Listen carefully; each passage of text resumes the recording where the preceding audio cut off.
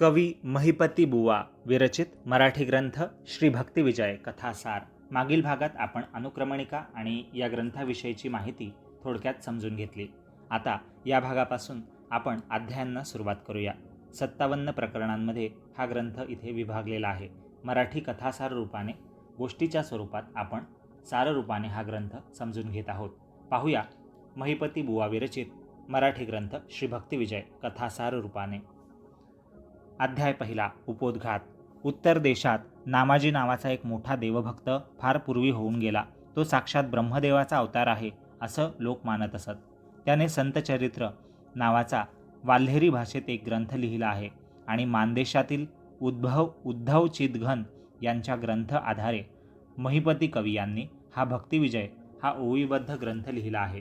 तीर्थक्षेत्रे ती मोडिली, देवस्थाने भ्रष्ट झाली, सकळ पृथ्वी आंदोळली, धर्म गेला अशी स्थिती झाल्यानंतर सर्व देवतांनी कलियुग आरंभी भगवान महाविष्णूंकडे प्रार्थना केली की हे प्रभो, आपण कलियुगाचे ठाई अवतार घेऊन आम्हा भक्तांचे रक्षण करून धर्म सांभाळण्यासाठी आमचे ठिकाणी शक्ती द्यावी.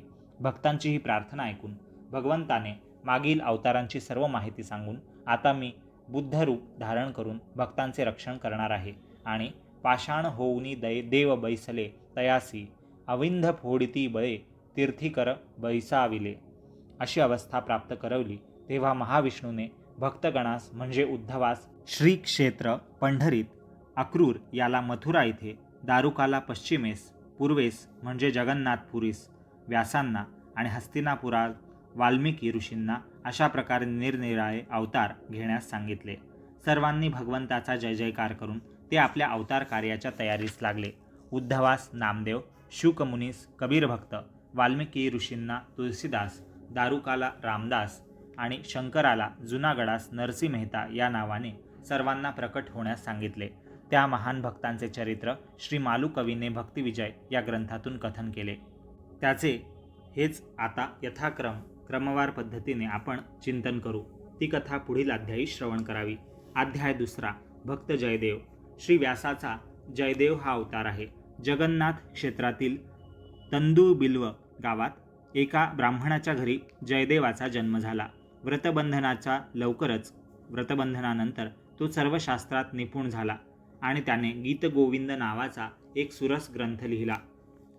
तो ग्रंथ जगन्मान्य झाल्यामुळे त्याच्या प्रती उतरून घेऊन लोक नित्य पाठ करू लागले. त्यावेळी जगन्नाथ क्षेत्राचा सात्विक म्हणून जो राजा होता तोही भगवत भक्त होता. त्यानेही जयदेवाच्या ग्रंथासारखा एक ग्रंथ लिहिला होता. आपला ग्रंथ जयदेवाच्या ग्रंथापेक्षा श्रेष्ठ आहे असे समजून राजाने त्याच्या अनेक प्रती करून सर्व ठिकाणी वाटल्या आणि अशी आज्ञा केली की सर्वांनी नित्यनेमाने माझ्या ग्रंथाचा पाठ करावा. परंतु लोकांना जयदेवाचा ग्रंथ आवडून त्या आवडीने तो वाचत असत. राजाची आज्ञा झाल्यावर मोठमोठे पंडित राजाकडे जाऊन त्याला म्हणाले की राजा, तुझा हा ग्रंथ लोकांना आवडत नाही. ते ऐकून राजा म्हणाला की मीही आपल्या ग्रंथात श्रीहरीचेच गुणवर्णन केले आहे. आज रात्री आपण दोन्ही ग्रंथ देवळात जगन्नाथाजवळ नेऊन ठेवू आणि त्याचा निकाल मागू. जो ग्रंथ देवाला अमान्य होईल तो देवालयातून बाहेर पडेल. राजाचे हे म्हणणे पंडितास मान्य झाले. रात्री त्यांनी ते दोन्ही ग्रंथ देवाजवळ नेऊन ठेवले आणि राजाने आपल्या समक्ष देवळाचे दरवाजे बंद केले.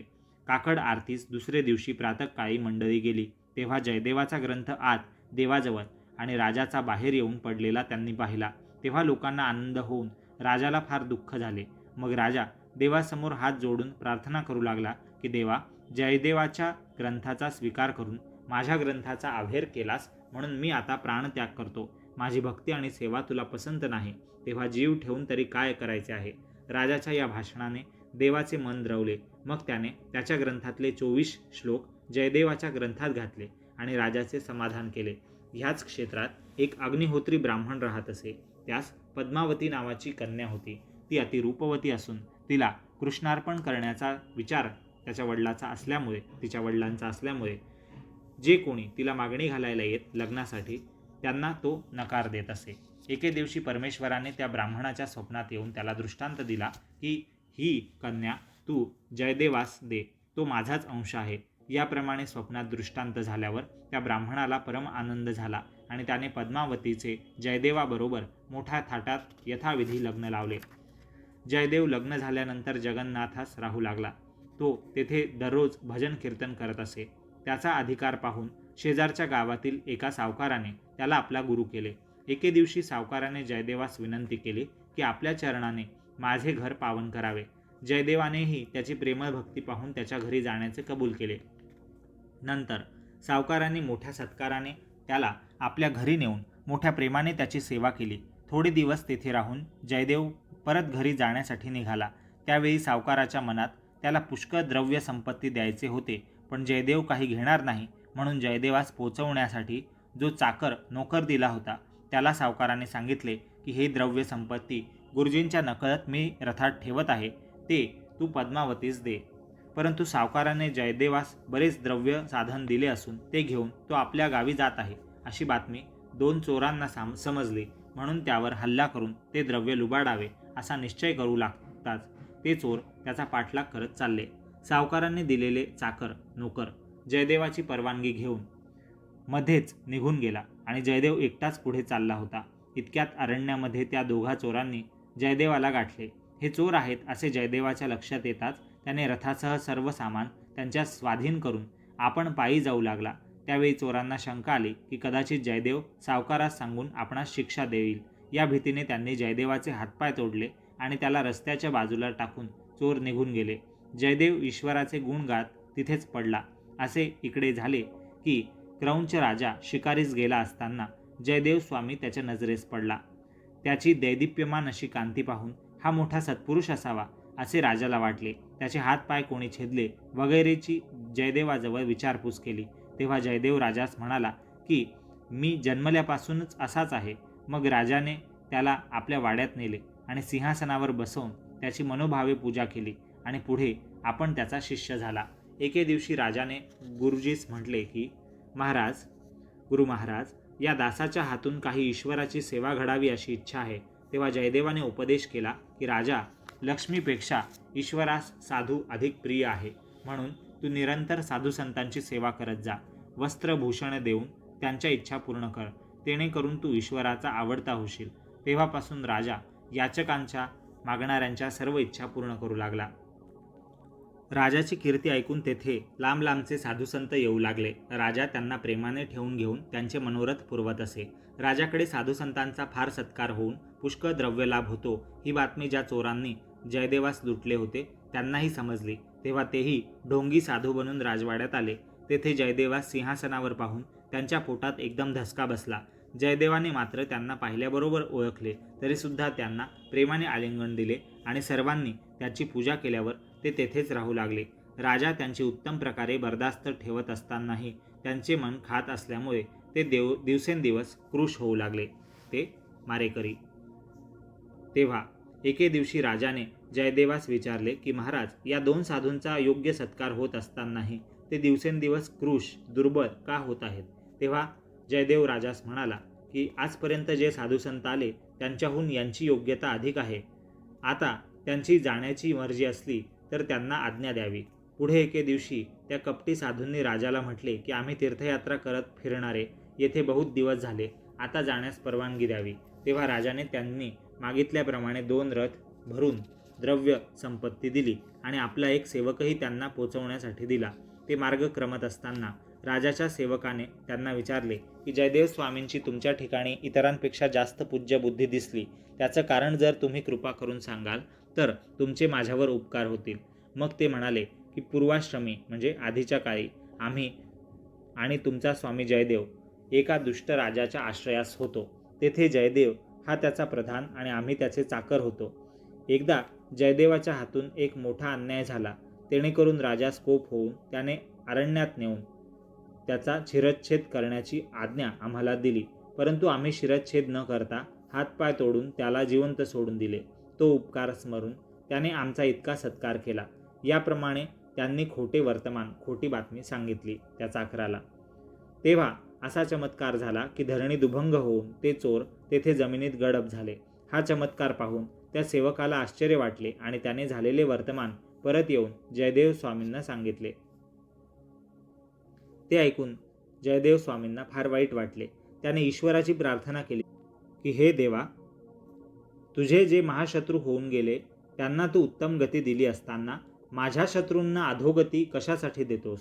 जयदेवाची अशी प्रार्थना ऐकून श्रीकृष्णाने जयदेवांना दर्शन दिले आणि त्याचे हातपाय पूर्ववत पहिल्यासारखे केले आणि त्यास म्हटले की तुझे प्रेमळ अंतःकरण पाहून आणि प्राण घेणारे ते चोर तुझे शत्रू असतानाही त्यांच्या ठिकाणी तुझी सद्वृत्ती पाहून मी परम संतुष्ट झालो. त्यांना मी वैकुंठाला नेतो. हे ऐकून जयदेवाला फारच आनंद झाला. जयदेवाला पुन्हा हातपाय आलेले पाहून सर्वांना फार आश्चर्य वाटले. राजाने प्रार्थना त्याची केली की जयदेव महाराज, आम्ही अज्ञानी आहोत, यासाठी सर्व हकीकत आम्हाला सांगावी. मग जयदेवाने आरंभापासून झालेले संपूर्ण वर्तमान सांगितले. ते ऐकून राजाने मोठ्या सन्मानाने पद्मावतीस आणवले आणि तिच्या आज्ञेत राहावे म्हणून राणींसह सर्वांना आज्ञा केली. पतीची आज्ञा मान्य करून राणीही त्याप्रमाणे वागू लागली. एके दिवशी असे झाले की पद्मावती सहवर्तमान राणी आनंदाने बसली असताना तिचा बंधू मरण पावला असून त्याची स्त्री सती जात आहे अशी बातमी नोकराने आणली. ते ऐकून राणीला बंधूच्या मृत्यूचे दुःख झाले आणि त्याची स्त्री सती जात असल्याचे ऐकून नवल वाटले. पण पद्मावतीला त्याचं नवल काहीच वाटलं नाही. तेव्हा राणीने पद्मावतीस विचारलं की सप्तजन्मपर्यंत तोच पती असावा आणि सासर माहेर ही दोन्ही कुळे उद्धरावी म्हणून त्याची स्त्री सती जाण्यास निघाली, याचे तुम्हाला नवल का वाटत नाही? तेव्हा पद्मावती म्हणाली की पती मरण पावल्यानंतर त्याच्या मागून सती गेल्याने पतीची भेट कशी होणार? पतीचे मरण ऐकल्याबरोबरच प्राण गेला पाहिजे, हेच सतीचे खरे लक्षण आहे. पद्मावतीचे हे बोलणे ऐकून तिची परीक्षा पाहण्याचा विचार राणीने ठरवला. तिने प्रधानास बोलावून सांगितले की संधी साधून जयदेव स्वामी मरण पावल्याचे खोटे वर्तमान शहरात प्रसिद्ध करावे. ते प्रधानाने कबूल केले. एके दिवशी जयदेव स्वामीस बरोबर घेऊन राजा शिकारीसाठी अरण्यात गेला असताना प्रधानाने जयदेव अरण्यात मरण पावल्याची बातमी उठवली आणि ती खरी वाटण्यासाठी रक्ताने भरलेली वस्त्र राणीकडे आणली. पद्मावतीला ही गोष्ट खरी वाटावी म्हणून राणीनेही मोठा आकांत मांडला. ती ओक्साबोक्शी रडू लागली. तेव्हा पद्मावती तिच्याजवळ गेली आणि तिला रडण्याचं कारण विचारू लागली. तेव्हा जयदेव मरण पावले असे राणीने तिला सांगितले. ते ऐकून पद्मावतीने विचारले की ही गोष्ट खरी आहे काय? राणीने होय असे पुन्हा म्हणताच पद्मावतीने तत्काळ स्वतःचा प्राण सोडला. पद्मावती मृत होताच राणीला आता भीती वाटू लागली. राजा परत आल्यावर त्याला राणीचा अपराध समजला, परंतु स्त्री हत्येचे पातक लागेल म्हणून राणीला ठार न मारता आपणच अग्निप्रवेश करून प्राणत्याग करण्याची त्याने तयारी केली. जयदेवापाशी येऊन राजाने त्याला सर्वच वर्तमान सांगून क्षमा मागितली. तेव्हा जयदेव स्वामींनी राजाचे सांत्वन केले आणि पद्मावतीच्या शरीराजवळ येऊन 24 अष्टपद्यांनी श्रीकृष्णाचा धावा केला. तेव्हा साक्षात श्रीकृष्णाने येऊन पद्मावतीला जिवंत केले आणि या अष्टपद्या जे गातील त्यांची संकटे मी दूर करीन असं वरदान श्रीकृष्णाने जयदेवासमोर सगळ्यांना दिलं. द्वितीय अध्याय संपूर्ण. अध्याय 3. भक्त तुलसीदास. रामनामाचा महिमा पृथ्वीवर अवतार घेऊन सगळीकडे प्रसिद्ध करावा अशी वाल्मिकी ऋषींना आज्ञा झाली होती. त्याप्रमाणे त्यांनी हस्तिनापुरात आत्माराम म्हणून एक कनोजी ब्राह्मण अकबर बादशहाच्या पदरी होता, त्याच्या घरी जन्म घेतला. तोच हा तुलसीदास. तुळशीदासाची मुंज झाल्यानंतर त्याने 12 वर्ष वेदशास्त्रांचं अध्ययन केलं. त्यानंतर त्याचं लग्न झालं. त्याची स्त्री ममताई ही मोठी पतिव्रता होती आणि दोघांचे परस्परांवर अतिशय प्रेम होते. तुलसीदासास तिच्या वाचून घटकाभरही चैन पडत नसे. एके दिवशी अकबर बादशहाची स्वारी तुळशीदासास बरोबर घेऊन बाहेर गावी गेली. ते दोघे परत येण्यापूर्वी ममताईस तिच्या माहेरचे बोलावणे येऊन ती तिकडे गेली. त्याच दिवशी संध्याकाळी तुळशीदास बाहेर गावाहून घरी आला. ममताईची आई फार आजारी आहे म्हणून तिला भेटण्याकरता ती माहेरी गेली आहे असे तुळशीदासाच्या आईने त्याला सांगितले. तेव्हा तोही लगेच सासरवाडीत जाण्यास निघाला. तो सासरवाडीला पोहोचेपर्यंत 2 प्रहर रात्री झाली. त्यावेळेस दारे लावून घरातील सर्व माणसे निजली होती. आत प्रवेश कसा करावा म्हणून तुळशीदास विचार करत आहे. तोच एक सर्प खिडकीस वेढा देऊन लोंबत असलेला तुळशीदासाच्या दृष्टीस पडला. त्याला धरून तुळशीदास आत गेला. तो आत जाताच घरातील माणसे जागी झाली. तुळशीदास आल्याची बातमी त्याच्या बायकोस समजली.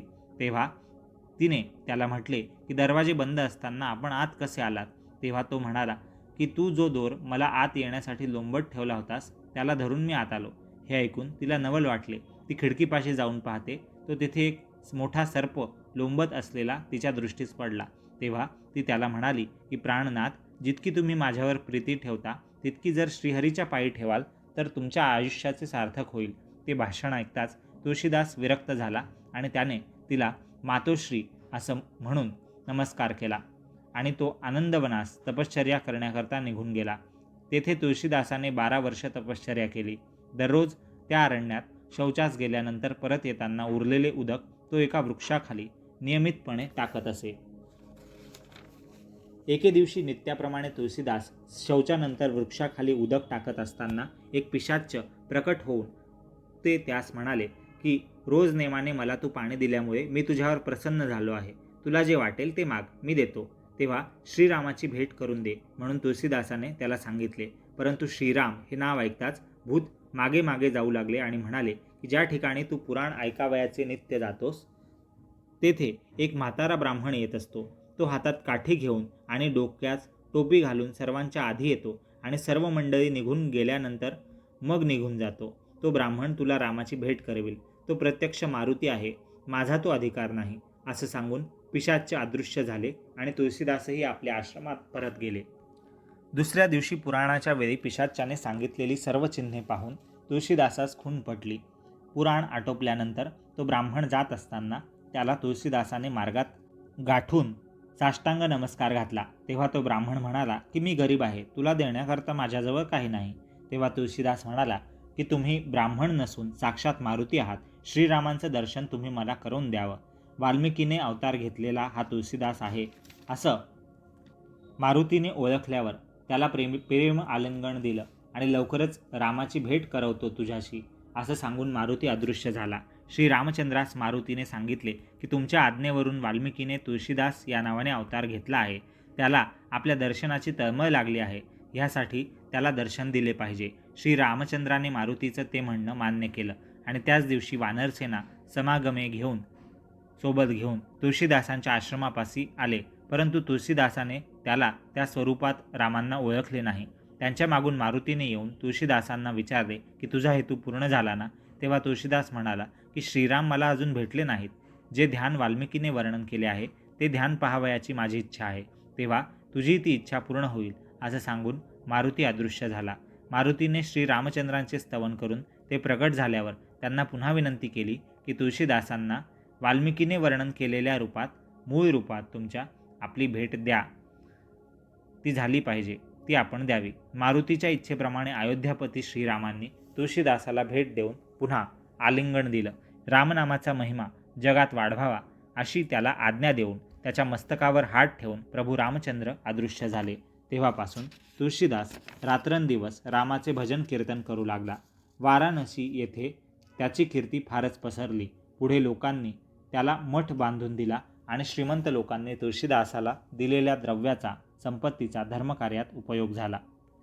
एके दिवशी असा चमत्कार झाला की रात्री कीर्तन आटोपल्यानंतर सर्व मंडळी निजलेली असताना दोघे चोर येऊन त्यांनी तुळशीदासाच्या आश्रमातील द्रव्य, संपत्ती, सामान बांधून घेतले आणि ते परत जाऊ लागले. त्यावेळी दाराजवळ धनुष्यबाण घेतलेले दोघे रक्षक त्यांना अडवू लागले. तेव्हा दुसरीकडून जाण्याचा त्यांनी प्रयत्न केला, पण तेही त्यांना जमले नाही. शेवटी द्रव्य ठेवून नुसतेच परत जाऊ लागले, तरी ते त्यांना जाऊ देईनात. इतकी खटपट होत आहे तोच प्रातःकाळ झाली. सर्व मंडळी उठली.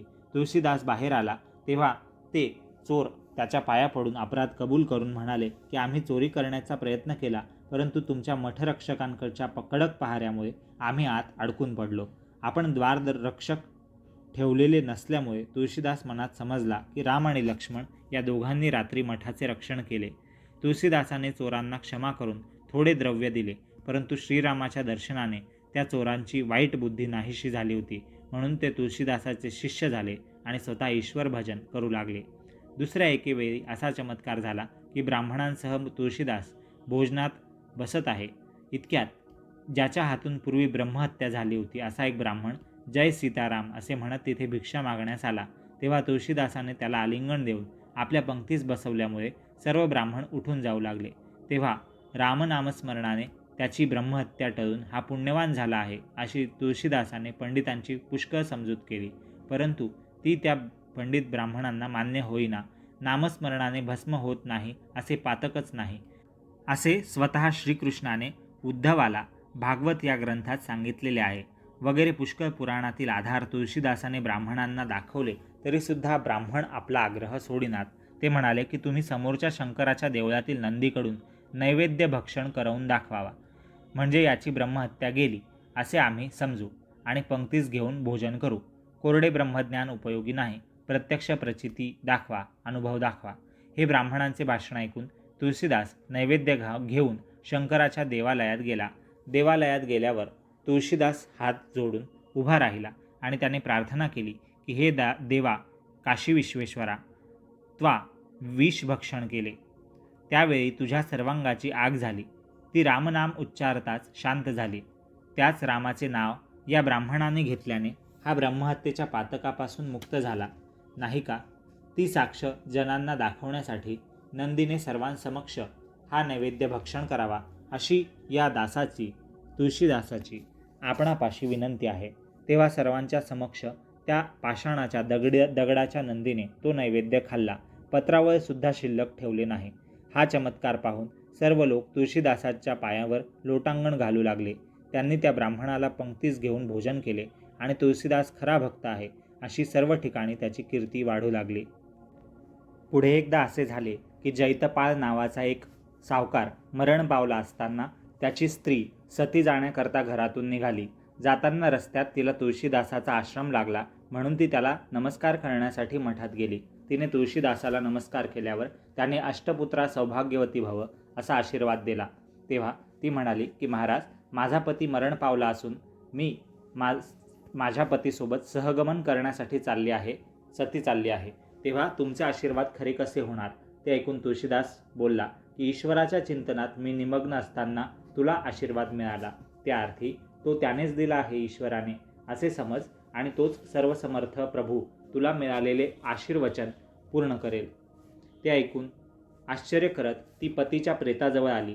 तोच तिचा पती उठून बसला, जिवंत झाला. सर्व लोक तो चमत्कार पाहू लागले आणि आश्चर्यचकित झाले. मग उभयतांनी दोघांनी तुळशीदासांच्या पायावर लोटांगण घातले आणि तुळशीदास साक्षात ईश्वर आहे असे मानून त्याची सेवा करू लागले. तुळशीदासाने केलेले हे चमत्कार अकबरास समजल्यावर त्याने तुळशीदासास बोलावणे पाठवले. त्याप्रमाणे तो हस्तिनापुरास आल्यावर बादशहाने त्याला सिंहासनावर बसवून त्याची सन्मानपूर्वक पूजा केली. अशी प्रार्थना केली की महाराज, पाषाणाच्या नंदीकडून तुम्ही नैवेद्य खाविला. आशीर्वाद देऊन प्रेत उठवले तरी आपण प्रत्यक्ष ईश्वरमूर्ती आहात. तेव्हा तुळशीदास म्हणाला की राजा, ही सर्व करणे श्रीरामांची आहे. तेव्हा बादशहा म्हणाला की तो राम जर तुला प्रसन्न आहे तर मलाही त्याचं दर्शन करवावं, त्याशिवाय आम्ही तुला येथून सोडणार नाही. हे संकट पाहून तुळशीदासाने मारुतीचं स्मरण केलं. तो प्रकार प्रकट होताच तुळशीदासाने मारुतीला सर्व हकीकत सांगितली आणि संकट निवारून रामनामाचा महिमा दाखवावा अशी मारुतीला प्रार्थना केली. तेव्हा मारुतीने आपली वानरसेना तिथे आणली आणि सर्व गावात उपद्रव देण्यास सुरुवात केली. त्या वानरांनी राजवाड्यात जाऊन राजपत्न्यांची फटफजिती करून सोडली. तेव्हा सर्वांची पाचावर धारण बसली. सगळे घाबरले. त्यावेळी कित्येकांनी बादशहास सांगितले की तुम्ही तुळशीदासाचा निष्कारण छळ करीत आहात म्हणून हे अरिष्ट उद्भवले. त्याला शरण जाऊन त्याच्याजवळ क्षमा मागावी. ते ऐकून बादशहा तुळशीदासाला शरण गेला आणि त्याने प्रार्थना केली की मी आपला विनाकारण छळ केला तरी अपराध क्षमा करून सर्व शांतता करावी. बादशहाची प्रार्थना ऐकून तुळशीदास म्हणाला की तुला रामाचे दर्शन पाहिजे म्हणून त्याने आपले थोडेसे सैन्य पाठवले आहे. मागून सर्व सैन्य घेऊन तो तुला दर्शन देण्याकरता येत आहे. तेव्हा बादशहा बोलला की हा दास आता तुम्हाला अनन्य भावाने शरण आला आहे.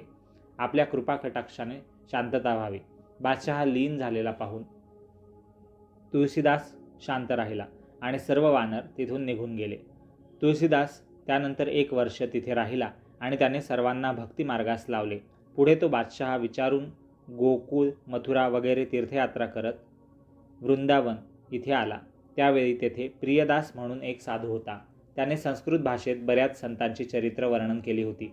ती ऐकण्याविषयी तुळशीदासाने आपली इच्छा त्याला दर्शवली. तेव्हा त्याला विचार पडला की मी पुष्कळांची चरित्र लिहिली परंतु त्यात मुख्य तुळशीदासाचे चरित्र लिहिले नाही. इतक्यात असा चमत्कार झाला की श्रीरामाने स्वतः तुळशीदासाचे चरित्र लिहून प्रियदासाच्या नकळत त्याच्या ग्रंथात ठेवले. पुढे चरित्र वाचताना जेव्हा त्या तुलसीदासाचे चरित्र आढळले तेव्हा प्रियदासास आणि सर्व लोकांना मोठे नवल वाटले. तेच हे चरित्र सर्वांनी आळस न करता प्रेमाने पठण आणि श्रवण करावे. अध्याय 3 भक्तिविजय ग्रंथ कथासार संपूर्ण. पुढील अध्याय पाहूया. 4था अध्याय भक्त नामदेव याविषयी.